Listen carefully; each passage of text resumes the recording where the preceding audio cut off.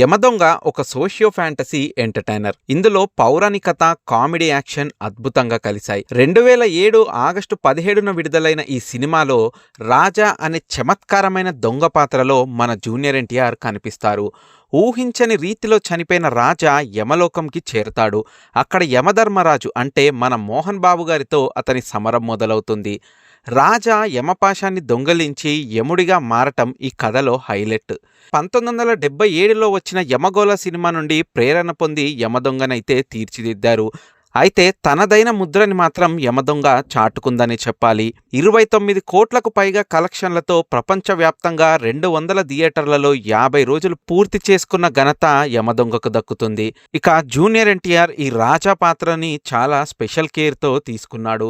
ఆ చమత్కారమైన dialogue delivery, energetic డాన్స్లు మరియు యాక్షన్ సీన్స్లో ఆయన చూపించిన నటన వావ్ అనిపిస్తుంది. ముఖ్యంగా యముడితో పోటీ పడుతూ సంస్కృతంలో చెప్పే పెద్ద డైలాగ్ అప్పటి వరకు ఏ యంగ్ హీరో కూడా చెప్పలేంది ఎన్టీఆర్ చేశాడు. ఇక ఈ సినిమా కోసం జూనియర్ ఎన్టీఆర్ ప్రత్యేకంగా సన్నబడడం, నాచోరే నాచోరే సాంగ్ కోసం అయితే స్పెషల్ ఫ్లోర్ మూమెంట్స్ ని తీసుకొచ్చి కొత్త ట్రెండ్ ని సృష్టించాడు. అందుకే యమదొంగ ప్రస్తావన ఎప్పుడొచ్చినా కానీ దాని విజయానికి కారణమైన కీలక వ్యక్తి ఎన్టీఆర్ మాత్రమే అని ఈ చిత్ర యూనిట్ అంతా కూడా అంటుంది. స్వయంగా మన ఎస్ఎస్ రాజమౌళి గారి సతీమణి రమా రాజమౌళి గారు కూడా రాజమౌళి గారు తీసిన అన్ని సినిమాల్లోకెల్లా యమదొంగ తనకు నచ్చదని, కాకపోతే అందులో ఎన్టీఆర్ పాత్ర మాత్రం అద్భుతంగా ఉంటుందని, ఆ రాజా పాత్ర కోసం తను ప్రాణం పెట్టి నటించాడని, అందుకే ఒకవేళ ఇప్పుడు నేను యమదొంగ సినిమా గనక చూస్తే అది కేవలం ఎన్టీఆర్ కోసం మాత్రమే అని చెప్పారు. ఇక ఎస్ఎస్ రాజమౌళి ఈ పేరు చెప్పగానే సినిమా అంటే ఒక అద్భుతం సృష్టించే దర్శకుడు గుర్తొస్తాడు.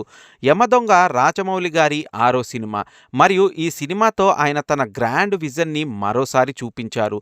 యమలోకం సెట్ డిజైన్, అద్భుతమైన విఎఫ్ఎక్స్ మరియు కథనంలో కామెడీ, డ్రామా, యాక్షన్ సమతుల్యంగా ఉండేలాగా చూసుకొని ఇవన్నీ కూడా రాజమౌళి గారి మార్క్తో సృష్టించారు. సింహాద్రి తర్వాత ఎన్టీఆర్తో మళ్ళీ జతకట్టడం, రాజమౌళి గారు ఈ సినిమాతోనే విఎఫ్ఎక్స్ పై ఓ గ్రిప్ సాధించి తర్వాత మగధీర, ఈగ లాంటి విఎఫ్ఎక్స్ ఓరియంటెడ్ సినిమాలు తీయడానికి ఎంతగానో యమదొంగ హెల్ప్ చేసిందని చాలా సందర్భాల్లో ఆయనే స్వయంగా చెప్పారు.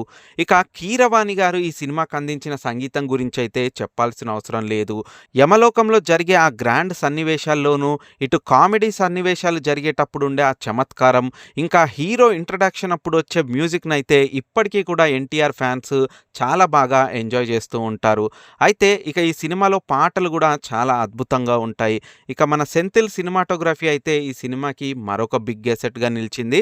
అప్పటి వరకు జరుగుతున్న సినిమాలన్నిట్లోకెల్లా పౌరాణిక పాత్రలతో మళ్ళీ ఒక సినిమా రావడం చాలా రోజుల తర్వాత జరిగింది. అయితే ఆ పౌరాణిక సినిమాకి తగ్గట్టుగా ఉండాల్సిన కాస్ట్యూమ్ సెలెక్షన్ ని రమా రాజమౌళి గారు ఎంతో అద్భుతంగా చిత్రీకరించారు. ఈ సినిమాలో ప్రతి కాస్ట్యూమ్స్ కూడా చాలా బాగుంటాయి. సినిమాలో నటించిన ఇతర నటీనటుల గురించి కూడా ప్రత్యేకంగా చెప్పుకోవాలి. ప్రియమణి గారు, మోహన్ బాబు గారు, ఇక ఆలీ, మమతా మోహన్ దాస్, రఘుబాబు, జేపీ గారు ఇలా ఎంతో మంది చక్కటి పాత్రల్ని పోషించి ఈ సినిమా విజయంలో వారు ఒక భాగమయ్యారు. ఈ మధ్య కాలంలో మొదలైన రిలీజ్ ట్రెండ్ వల్ల ఈ సినిమా మళ్ళీ థియేటర్లోకి రావడం, అందులోనూ ఎన్టీఆర్ పుట్టినరోజు సందర్భంగా మే 18న రావడం ఫ్యాన్స్ కి ఎంతగానో పండగలా అనిపిస్తుంది. ఇక ఈ సినిమాని గనక మీరు చూడకపోయినట్లయితే ఒకసారి మీరు వెళ్ళి ఎక్స్పీరియన్స్ చేయండి. ఖచ్చితంగా ఈ సినిమా మీకైతే నచ్చి తీరుతుంది. మీరు ఆల్రెడీ సినిమా చూసిన వాళ్ళైతే ఈ సినిమాలో మీకు బాగా నచ్చిన అంశం ఏమిటో కిందున్న కామెంట్ బాక్స్ లో కామెంట్ చేయండి. ఇలాంటి మరిన్ని ఇంట్రెస్టింగ్ వీడియోస్ కోసం మా ఛానల్ ని సబ్స్క్రైబ్ చేసుకోండి.